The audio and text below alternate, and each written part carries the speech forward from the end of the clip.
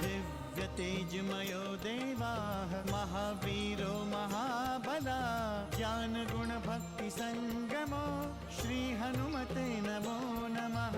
जय हनुमान संकट मोचन जय हनुमान। जय हनुमान संकट मोचन जय हनुमान। केसरी नंदन तिहु जगवंदन अंजनी सुत बलधारी।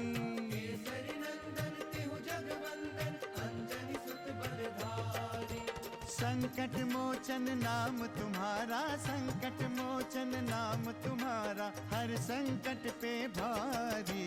जय हनुमान संकट मोचन जय हनुमान। जय हनुमान संकट मोचन जय हनुमान। संकट उसके निकट न आवे ले जो शरण तुम्हारी। संकट उसके निकट न आवे ले जो शरण तुम्हारी। संकट मोचन नाम तुम्हारा संकट मोचन नाम तुम्हारा हर संकट पे भारी। जय हनुमान संकट मोचन जय हनुमान। जय हनुमान संकट मोचन जय हनुमान। हमारे राम और लक्ष्मण जहां भी होंगे सकुशल होंगे और उचित समय पर हमारे पास लौट आएंगे। बड़ी रोचक कथा है गुरुदेव। उस धनुष को देखना हमारा सौभाग्य होगा। मेरे प्रभु श्री राम से बढ़कर इस संसार में और कोई नहीं है। बल बुद्धि और विद्या के स्वामी है प्रभु श्री राम। वो दिन अति शीघ्र आएगा मित्र वसु, जब किष्किंधापति बाली लंकेश रावण के समक्ष होगा।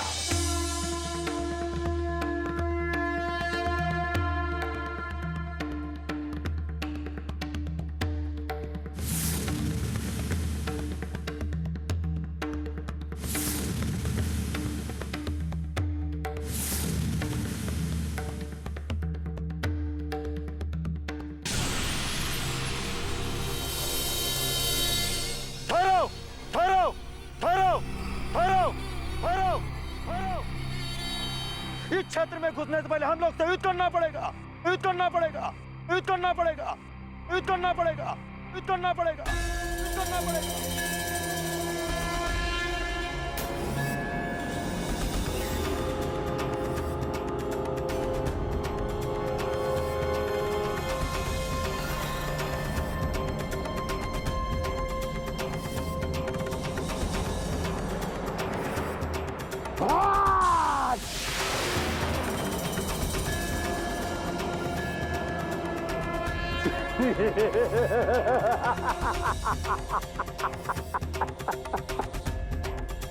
बोल लंकेश।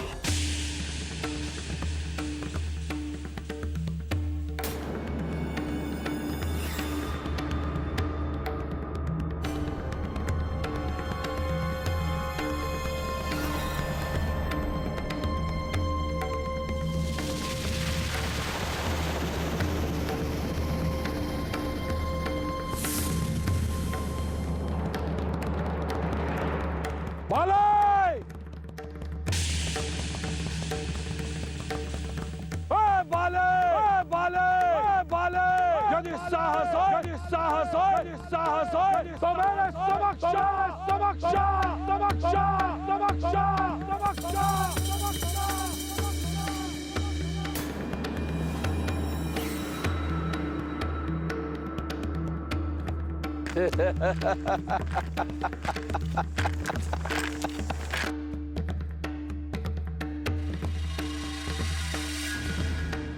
युद्धम देहि बाले युद्धम देहे हम देहे हम देहे हम देहे हम देहे हम देहे।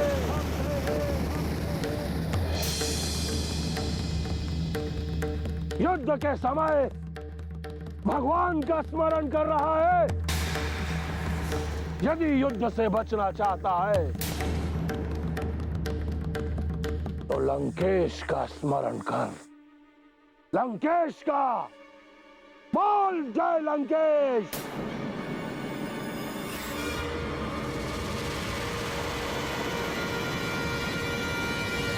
क्या तुम्हें इसका भी ज्ञान नहीं कि पूजन के समय किसी को युद्ध के लिए चुनौती देना नीति विरुद्ध है।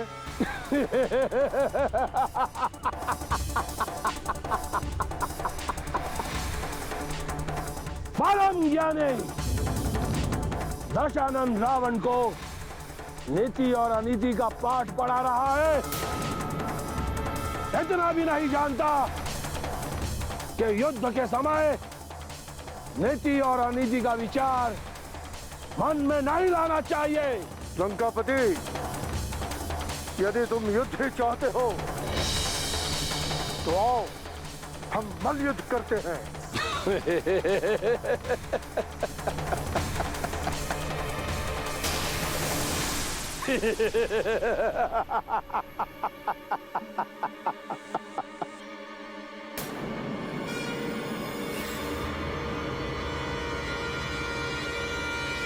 संकट मोचन जय हनुमान।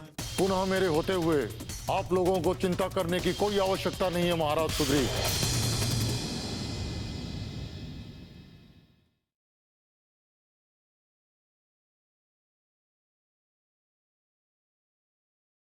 संकट मोचन जय हनुमान।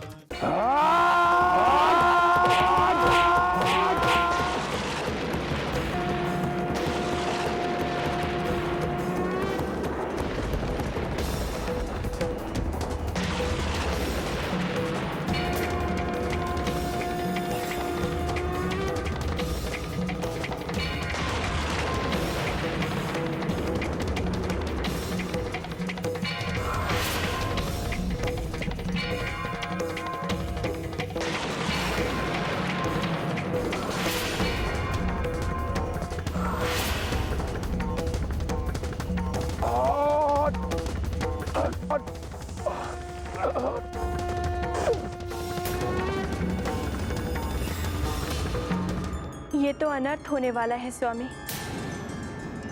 किसी भी तरह इस युद्ध को रोकिए। संसार के दोनों महाबलियों को अपनी अपनी शक्ति का अनुमान होना चाहिए देवी। किंतु रावण को आपने आशीर्वाद दिया है स्वामी, वो कैसे परास्त हो सकता है? देवी, बाली को भी तो साक्षात ब्रह्मा ने ही वरदान दिया है। तो क्या ये युद्ध अनिर्णित होगा स्वामी? यह देखना तो अभी शेष है देवी। यदि लंकेश को सर्वशक्तिमान होने का वरदान मिला है तो बाली को भी वरदान मिला है देवी कि जो भी उससे युद्ध करेगा उसकी आधी शक्ति उसे प्राप्त हो जाएगी। तो परिणाम स्पष्ट है स्वामी।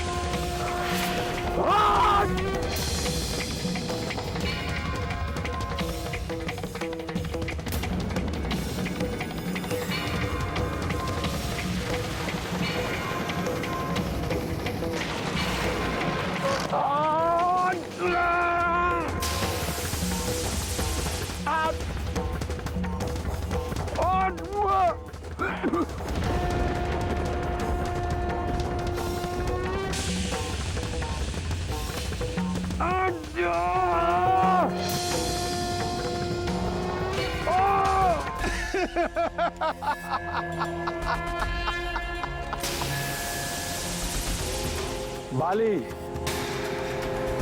तुम सत्य में महाबली हो।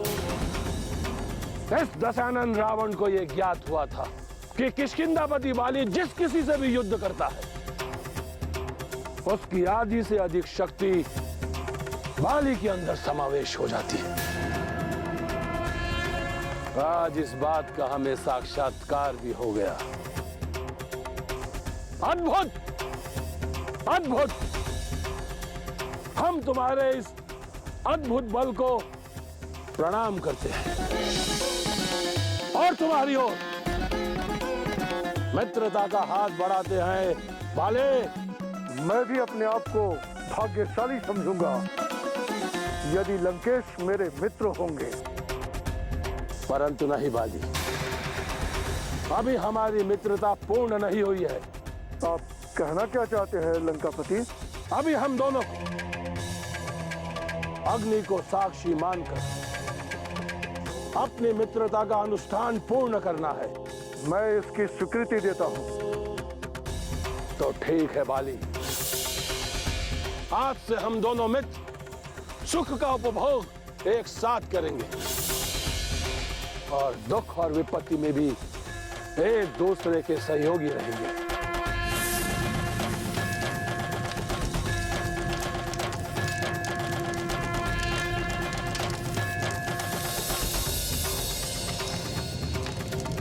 हम इस अग्नि को साक्षी मानकर ये सौगंध खाते हैं,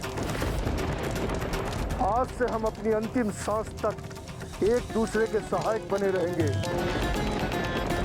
और किसी भी परिस्थिति में हम एक दूसरे से भिन्न नहीं होंगे। यदि इस मित्रता के लिए हमें अपने प्राण भी गंवाने पड़े तो संकोच नहीं करेंगे। लंकापति रावण की, किष्किंधा वाली की, लंकापति रावण की, किष्किंधा वाली की, लंकापति रावण की, किष्किंधा वाली की, लंकापति रावण की, किष्किंधा वाली की। तुम लोग महर्षि गौतम की पूरी कथा सुन नहीं लोगे तब तक तुम दोनों को शांति नहीं मिलेगी।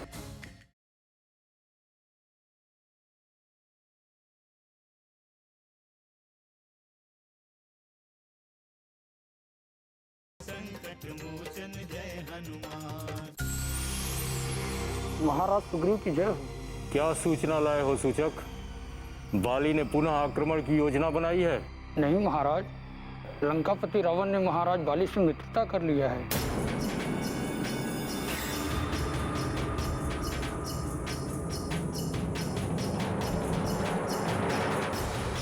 ये तो घोर अनर्थ हो गया ऋक्षराज, घोर अनर्थ।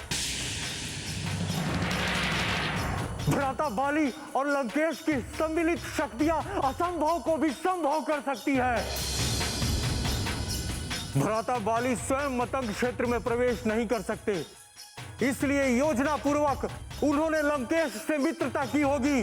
मेरे वध के लिए लंकेश की सहायता लेंगे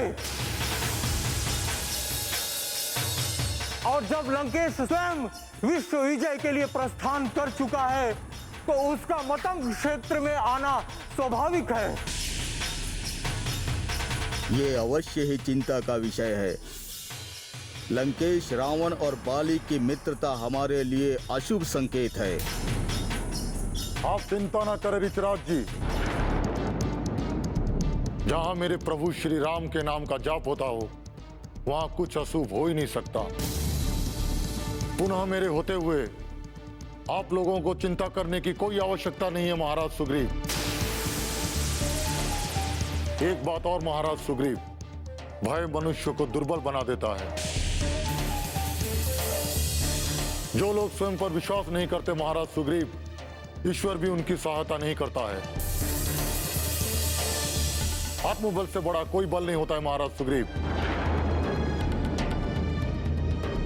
आप इसका सदैव स्मरण रखिए, ईश्वर आपकी सहायता करेगा।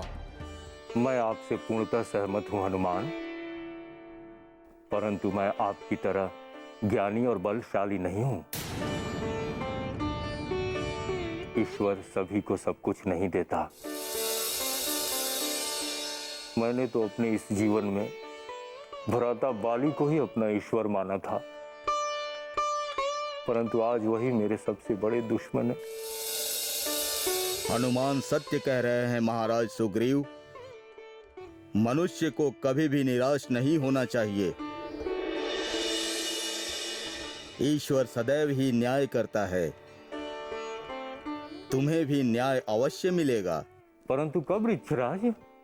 कब तक हम ऐसी ही प्रतीक्षा करते रहेंगे? हमें प्रभु श्री राम की प्रतीक्षा करनी चाहिए महाराज सुग्रीव। मेरे प्रभु श्री राम हम लोगों की सहायता के लिए अवश्य आएंगे। पुनः हमारे जीवित होते हुए आपको किसी भी परिस्थिति में भयभीत होने की कोई आवश्यकता नहीं है महाराज सुग्रीव। कदापि बाली का वध हनुमान के हाथों नहीं हो सकता, परंतु हनुमान के रहते हुए बाली और स्वयं लंकेश रावण मिलकर भी हमारा कुछ भी अनिष्ट नहीं कर सकते।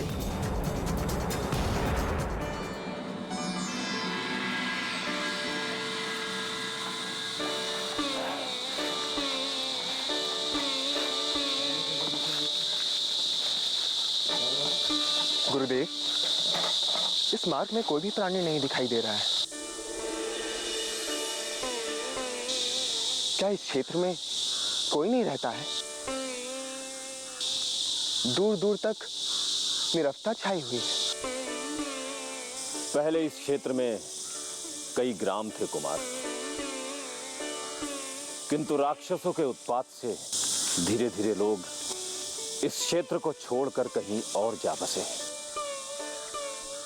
किंतु गुरुदेव, अभी तक तो हमें एक भी राक्षस दिखाई नहीं पड़ा। कदाचित ये एक संयोग हो सकता है लक्ष्मण।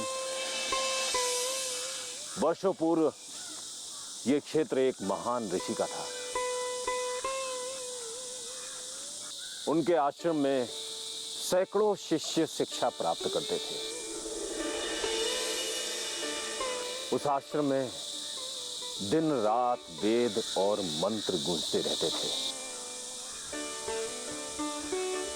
उन ऋषिवर के इस आश्रम को मिथिला का ज्ञान केंद्र कहा जाता था। उन महान ऋषिवर का नाम क्या था गुरुदेव?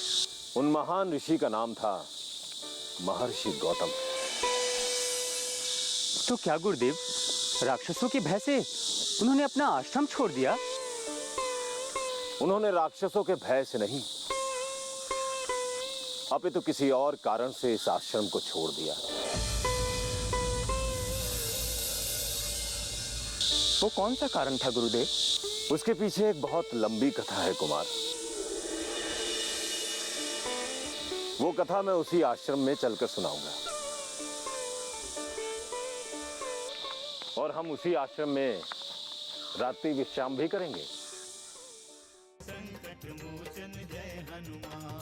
तुम लोग महर्षि गौतम की पूरी कथा सुन नहीं लोगे, तब तक तुम दोनों को शांति नहीं मिलेगी।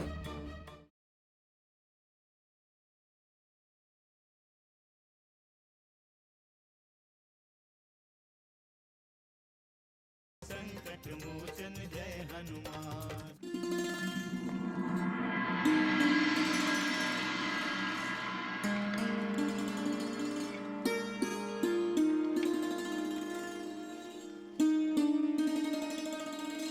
यही है महर्षि गौतम का आश्रम।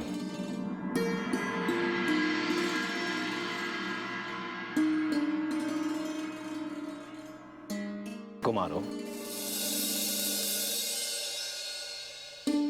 एक बार की बात है, महर्षि गौतम ने इस आश्रम में विद्वानों की सभा बुलाई थी।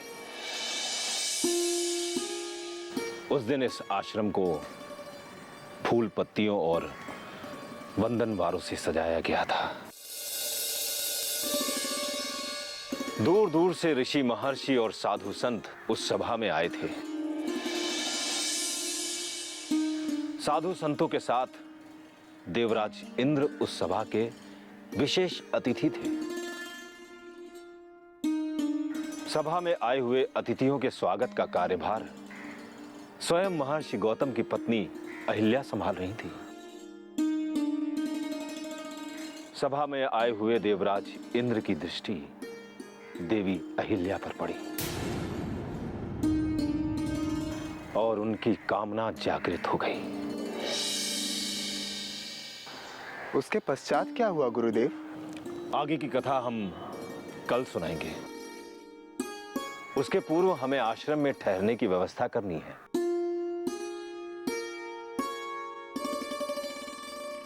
गुरुदेव, आप निश्चिंत रहें, हम शीघ्र ही ठहरने की पूरी व्यवस्था कर देते हैं।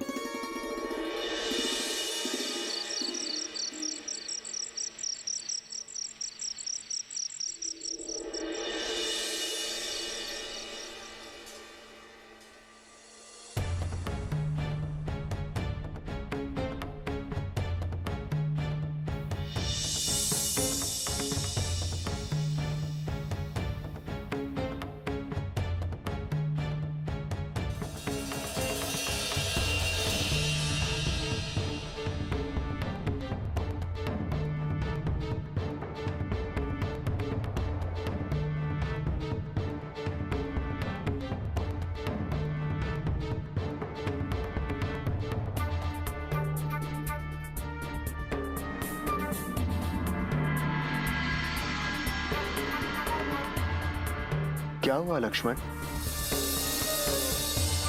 नींद नहीं आ रही है क्या?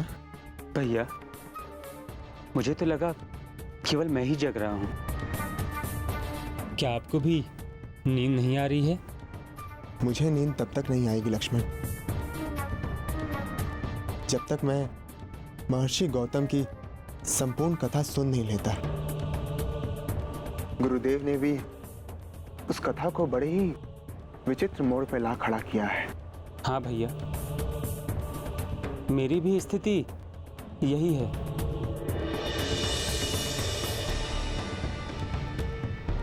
ऐसा प्रतीत होता है कि आश्रम की ये शांति मुझसे प्रश्न कर रही है कि आश्रम की ये दशा कैसे हो गई।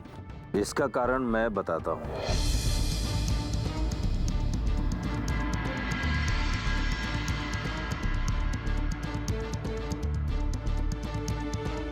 आप भी अभी तक जाग रहे हैं गुरुदेव?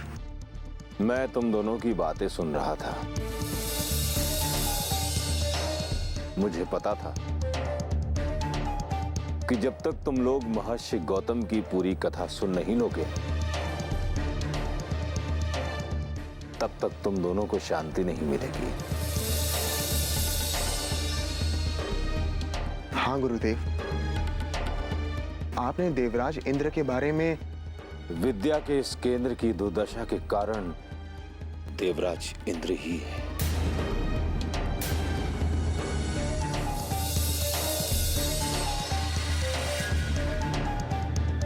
पत्थर हो जाए, पत्थर हो जाए, पत्थर हो जाए, पत्थर हो जाए, पत्थर हो जाए, पत्थर हो जाए।